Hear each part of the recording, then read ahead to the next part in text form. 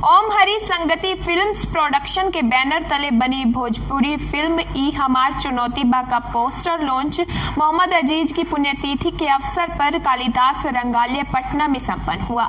इस कार्यक्रम में मुख्य अतिथि रेडियो मिर्ची के आरजे शशि मुखिया, संघ अध्यक्ष सारण के मिथिलेश राय, पीश्री प्रोडक्शन के निदेशक Paritosh Kumar, Mrs Asia Universe 2020 और मिसेज इंडिया केस इज इंडिया की विजेता रीचा कुमारी, वरुण सिंह, एंकर अभिनेता मनीष माहिवाल, नृत्य निदेशक अनिल राज, अभिनेता बसंत कुमार, अभिनेता विनय कुशवाहा सहित कई निर्माता निर्देशकों ने मोहम्मद अजीज के तैलचित्र पर पुष्पांजलि अर्पित कर ई हमार चुनौती बा का फिल्म का पोस्टर का विधिवत लोकार्पण किया।